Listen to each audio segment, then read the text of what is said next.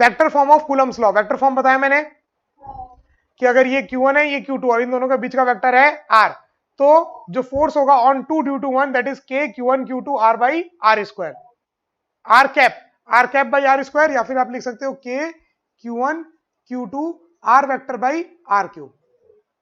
ठीक है, अब ये यूज कहां आएगा ये देखो,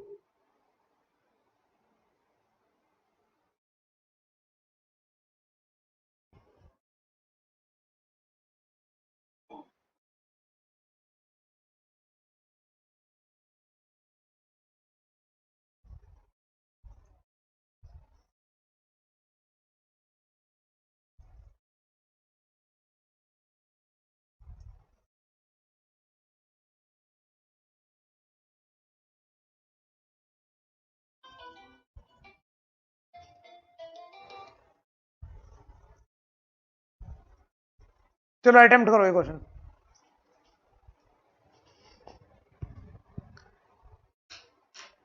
ये ऐसे एक पिरामिड टाइप का है, समझ में आ रहा है क्या? जिसकी सारी साइड्स क्या है, ए है ना, नहीं जिसका ये वर्टिकल जो लाइन है वो ए दिया है, परपेंडिकुलर जो हाइट है ना वो ए दिया हुआ है आपको। ठीक है, चलो सॉल्व करो फिर। और सारी की सारी साइड्स बराबर हैं, और जो बीच से ऐसे जो एकदम टॉप से एकदम सीधी जो परपेंडिकुलर लाइन ड्रॉप हुई है वो ए है। ठीक है,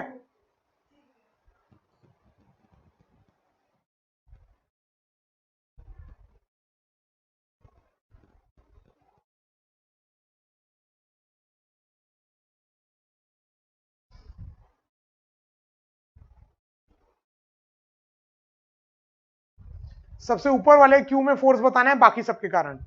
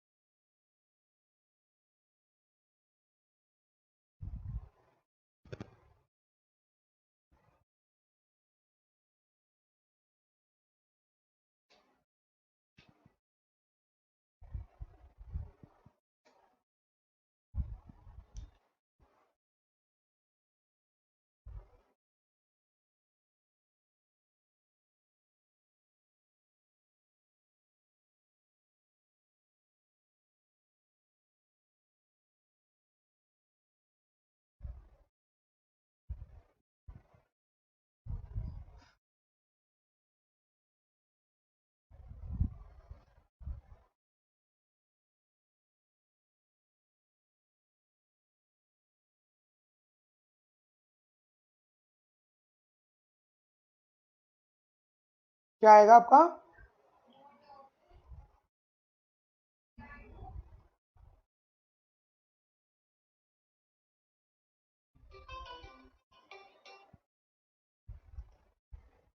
चलो कैसे किया आपने?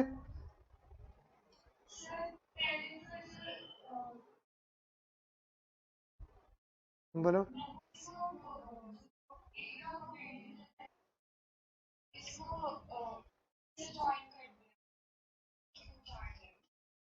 हाँ, ऊपर वाले से तो ज्वाइंट है ही, इधर वाले से भी ज्वाइन कर दिया।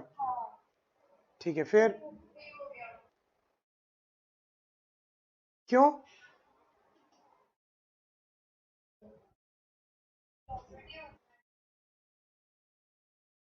वो सेंटर नहीं है ना, नीचे वाले सरफेस पे उस ऊपर वाले पॉइंट से पूरा परपेंडिकुलर ड्रॉप किया। देखो ये ऐसा फिगर है कि ऐसे चार थोक ऐसे एक प्लेन में है और उनके बीचों बीच से एक टॉप ऊपर में है। ठीक है, तो आपको बताना है बाकी सबके कारण फोर्स।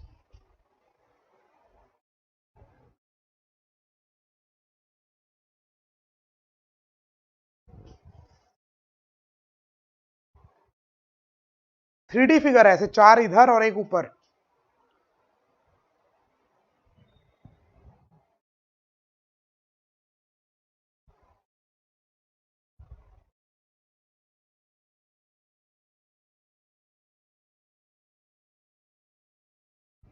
शायद इस क्वेश्चन में ऐसे भी दिया था, अंडर रूट 2a ये दिया था, तो वो ये निकाले थे, वो भी निकाल सकते हो, दोनों निकाल सकते हो अपोजिट में। ये देखो, ये नीचे का स्क्वायर है, ये जो बीच वाला पॉइंट है ये इसके बीचों बीच यहां पर है, ऊपर में थोड़ा, ये नीचे वाला पॉइंट तो यही है और जो ऊपर वाला है वो इसके ऊपर है थोड़ा। तो खुद सोचो अगर इसका साइड बी होगा, ये भी बी होगा, तो ये पूरा √2 भी होगा, तो √2b/2, ये आधा जो डिस्टेंस होगा वो होगा b/√2, ये b/√2 है, और यहां से हाइट सीधा ऊपर कितनी है, a, और इन दोनों का जो पाइथागोरस थ्योरम लगा के रिजल्टेंट आएगा वो भी कितना है, b, है ना। तो b/√2 और a का जो रिजल्टेंट है वो भी कितना है, b, तो मतलब b²/2 plus a² is equal to b², तो a² is equal to b² minus b²/2 मतलब b²/2, है ना। तो b की वैल्यू जो आ गई वो आ गई √2a, यस, वही आ रहा है क्या, ठीक है। तो ये जो मेन अपन को साइड पता चल गई, साइड कितनी है, √2a। अब सीधे देखो, अगर इसको मैं ओरिजिन मान लूं, ठीक है, और मैं अगर इसको ऐसे x एक्सिस मान लूं, इसको ऐसे y एक्सिस मान लूं, और ये ऊपर z एक्सिस, ठीक है, तो इन नीचे वाले चारों पार्टिकल का तो z कोऑर्डिनेट 0, इन दोनों कोऑर्डिनेट का, इन दोनों पार्टिकल का x कोऑर्डिनेट कितना हो जाएगा, टोटल पूरी लेंथ कितनी थी, √2 है ना, तो इसका x कोऑर्डिनेट हो जाएगा a/√2, है ना, और y कोऑर्डिनेट भी हो जाएगा ये, रुको, ये x है, ये y एक्सिस है, और ये ऊपर z एक्सिस है, ठीक है, ऐसे x एक्सिस, y एक्सिस और z एक्सिस, तो x में भी आगे, y में भी आगे है, तो अगर ये x है तो उधर वाली y होगी, अगर ऊपर z करना है तो x क्रॉस y z होता है ना, तो ये माइनस y एक्सिस है, मतलब ये वाली पॉजिटिव y एक्सिस है, ये माइनस y वाली एक्सिस है, यस। तो ये जो कोऑर्डिनेट हो जाएगा a/√2 माइनस a/√2, 0, ये वाला जो पॉइंट हो जाएगा a/√2 प्लस a/√2, 0, यस। ये वाला जो पॉइंट हो जाएगा वो हो जाएगा माइनस a/√2 माइनस a/√2, 0, और उधर वाला पीछे वाला जो पॉइंट हो जाएगा वो हो जाएगा minus a/√2 plus a/√2, 0, yes.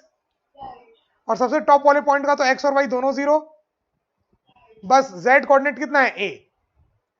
देखो अब सारे पॉइंट मिल गए, तो ऊपर वाले में नीचे वाले चार के कारण फोर्स आएगा, force 1, force 2, force 3, force 4, yes. तो देखो वेक्टर फॉर्म में अपन करते क्या है, वेक्टर फॉर्म में जिस पे फोर्स लगाना है, इसमें फोर्स लगाना है अपन को फर्स्ट के कारण, तो अपन क्या करते हैं, आर वेक्टर लेते हैं, हेड माइनस टेल, यस, तो वो आर वेक्टर अपॉन r²। तो अब देखो F1 फोर्स, ये ऊपर वाले चार्ज में किसी पहले वाले के कारण, इसके कारण निकालूं, ऊपर वाले में इसके कारण, तो हेड माइनस टेल करूंगा आर वेक्टर निकालने के लिए, तो KQ², 0 minus a/√2 is minus a/√2, yes, I cap minus a/√2 j cap, a minus 0 is a plus a k cap, आ गया, बाई r², इन दोनों के बीच की जो दूरी होगी वो कितनी है, √2a है, √2a का होल स्क्वायर 2a², डन। दूसरे के कारण, इसके कारण जो वहां पर फोर्स होगा कितना होगा, KQ², हेड माइनस टेल, तो 0 minus a/√2 minus a/√2 I cap, 0 minus of minus a/√2, तो प्लस a/√2 j कैप, और a minus 0 is a k cap, clear, upon वही 2a², दूरी तो चारों की सेम है। तीसरा force KQ², head minus tell, इसके कारण निकालू, तो 0 माइनस a/√2, तो plus a/√2, 0 minus a/√2 is plus a/√2, तो a/√2 I cap plus a/√2, plus कर सकता हूं ना मैं, plus plus plus a minus 0 a k cap, ठीक है। फोर्थ के कारण KQ², यहां बाई 2a² भी आएगा, by 2a², head minus tail, 0 minus और minus plus a/√2 I cap minus a/√2 j cap plus a k cap, clear. Net force निकालना है तो सबको ऐड कर दो, सबको ऐड कर दो, तो ये तो सारे ऐड हो जाएंगे, मतलब ये सारे कॉमन आ जाएंगे। देखो सारे कॉमन आ गए और बाकी जो जो कट रहे हैं काट दो। I cap I cap I cap I cap, देखो सब कट जाएंगे। Minus A by root two plus A by root two, minus A by root two plus A by root two, कट गए। सेम जे कैप भी पूरे कट जाएंगे। सिर्फ क्या हो जाएगा, A cap A cap A cap A cap की 4 बार ऐड हो जाएंगे तो कितने हो जाएंगे, 4 टाइम्स आ जाएगा 4 के क्यू स्क्वायर। अच्छा ऊपर पूरा वेक्टर लिए थे तो नीचे क्यूब लेंगे ना, ऊपर पूरा वेक्टर लिए थे तो नीचे क्यूब लेंगे ना, तो ये हो जाए।